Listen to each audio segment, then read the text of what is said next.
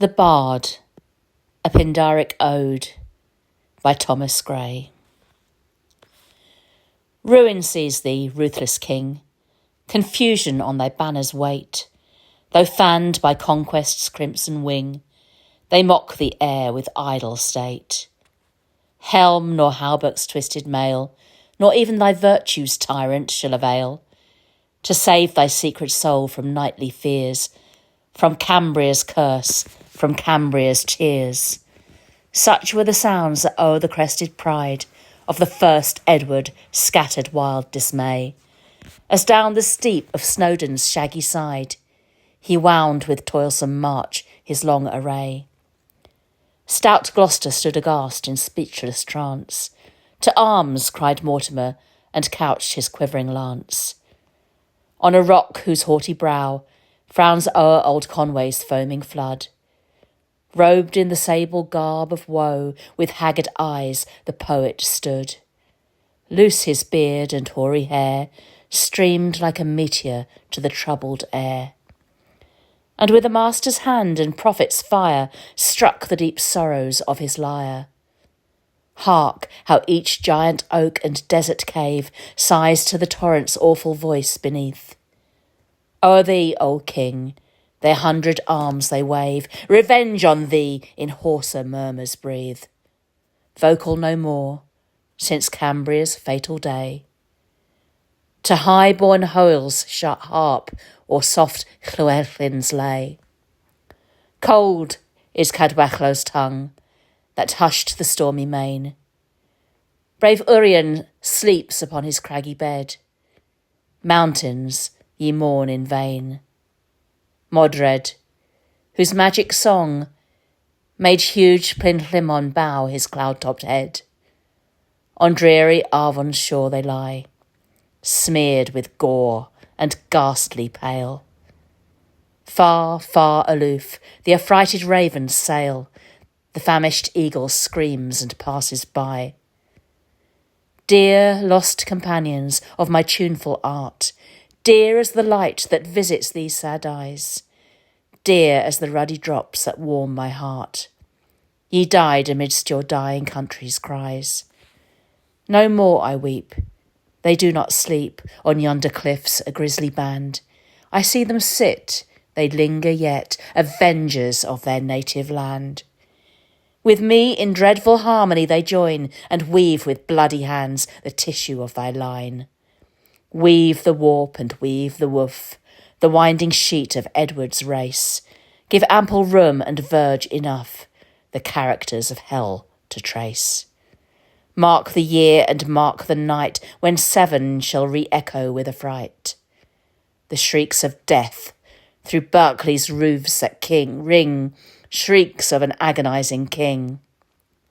She-wolf of France with unrelenting fangs, that tear'st the bowels of thy mangled mate. From thee be born who o'er the country hangs, the scourge of heaven. What terrors round him wait! Amazement in his van, with flight combined, and sorrow's faded form and solitude behind. Mighty victor, mighty lord, low on his funeral couch he lies. No pitying heart, no eye afford a tear to grace his obsequies. Is the sable warrior fled? Thy son is gone, he rests among the dead. The swarm that in thy noontide beam were born, gone to salute the rising morn. Fair laughs the morn, and soft the zephyr blows, while proudly riding o'er the azure realm, in gallant trim the gilded vessel goes, youth on the prow, and pleasure at the helm. Regardless of the sweeping whirlwind's sway, that, hushed in grim repose, expects his evening prey. Fill high the sparkling bowl, the rich repast prepare. Reft of a crown, he may yet share the feast. Close by the regal chair, fell thirst and famine scowl, a baleful smile upon their baffled guest. Heard ye the din of battle bray, lance to lance and horse to horse? Long years of havoc urge their destined course, and through the kindred squadrons mow their way. Ye towers of Julius, London's lasting shame, with many a foul and midnight murder fed, revere his consort's faith, his father's fame, and spare the meek usurper's holy head. Above, below, the rows of snow, twined with her blushing foe, we spread. The bristled boar in infant gore wallows beneath the thorny shade. Now, brothers, bending o'er the accursed loom, stamp we our vengeance deep, and ratify his doom.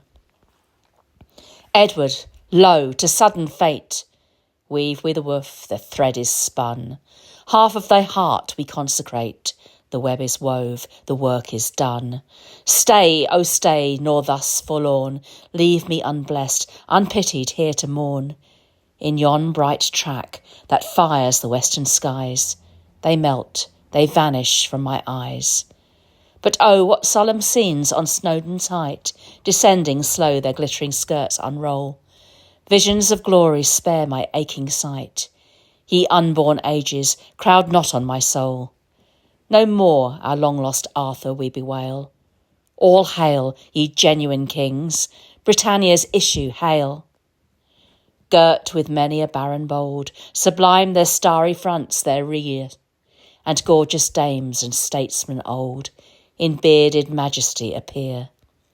In the midst a form divine, her eye proclaims her of the Briton line, her lion port, her awe-commanding face, a tempered sweet to virgin grace. What strings symphonious tremble in the air, what strains of vocal transport round her play. Hear from the grave, great Taliesin, hear. They breathe a soul to animate their clay. Bright rapture calls, and soaring as she sings, waves in the eye of heaven her many-coloured wings.